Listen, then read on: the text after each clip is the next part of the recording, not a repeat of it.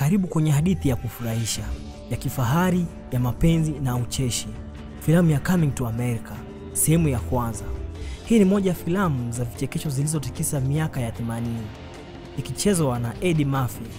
Na leo nitakusimulia kila hatua, kila scene, kila kichekesho na majibizano kwa Kiswahili safi.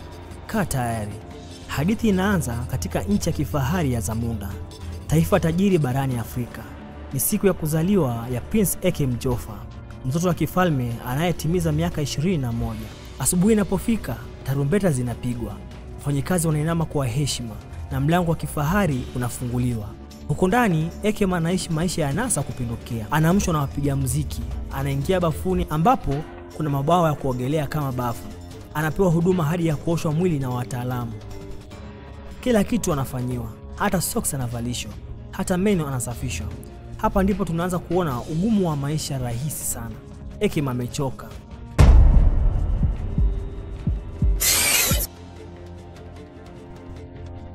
Hakuna kitu anachofanya kwa mikono yake. Baada ya sherehe ya kifalme ya kumbukumbu ya siku ya kuzaliwa kwake, wazazi wake Mfalme Joffa na Malkia wanamuita pembeni. Mwanangu, umefika umri wa kuoa.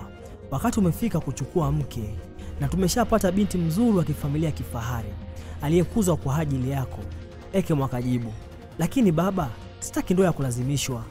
Nataka mwanamke atakayenipenda kwa ajili yangu, si kwa mali wala cheo. Malkia akamjibu, lakini mwanangu, ndivyo ilivyo. Kila malkia amepatikana kwa heshima ya kifamilia. Hapa ndipo msichana anayeitwa Imani anaingizwa. Ni binti mrembo sana. Amevalia vazi la kifahari. Anatembea taratibu huku muziki ukipigwa. Anaonekana kama malkia wa kifalme. Ekem anachukuliwa naye pembeni kuongea naye. Na hapa ndipo tunapata moja ya scene maarufu zaidi ya filamu. Ekem akamuuliza, unapenda nini?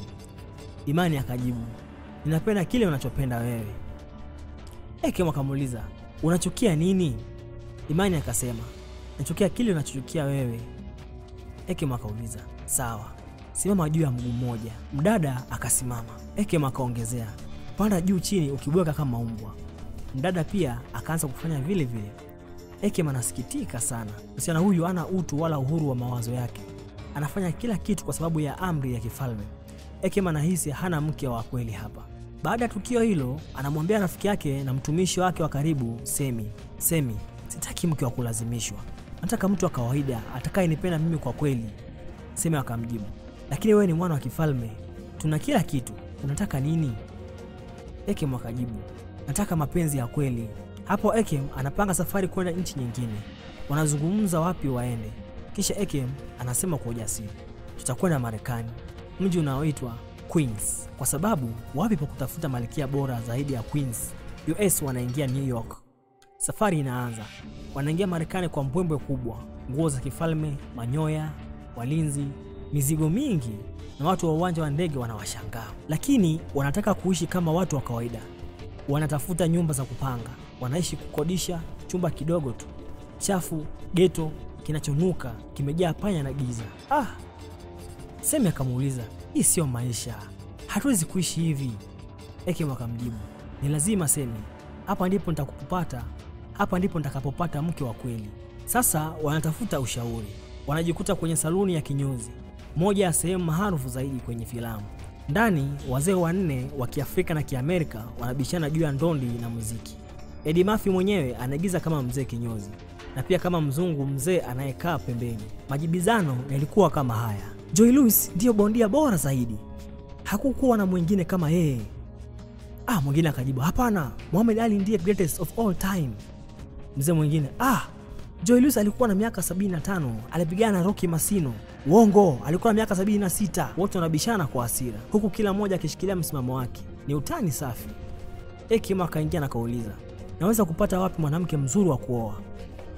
Clarence akamjibu, wewe tafuta kanisani, hapo utapata wanawake wa heshima.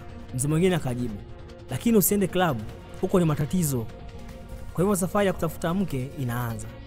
Ekem na Semi wanakwenda kanisani. Wanakutana na watu wengi sana wanaohudhuria sherehe ya kutoa chakula kwa maskini. Hapa ndipo Ekem alipomwona Lisa kwa mara ya kwanza. Binti mrembo mwenye moyo wa dhati aliyejitolea kusaidia watu maskini.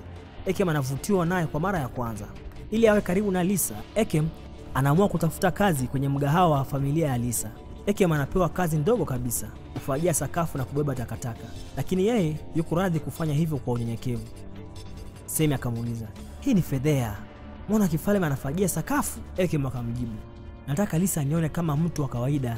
Lakini Lisa tayari ana mchumba, Derry, kijana tajiri mwenye kiburi, mmiliki wa bidhaa za nywele.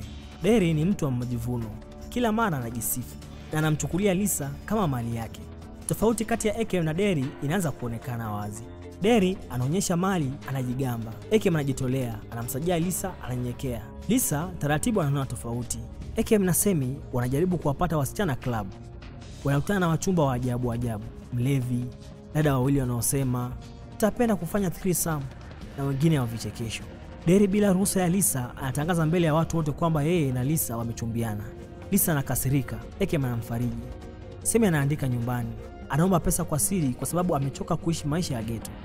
Wazazi wa Ekem wanajua walipo. Mfalme na Malkia wanawasili New York. Baba yake Lisa pia anajua.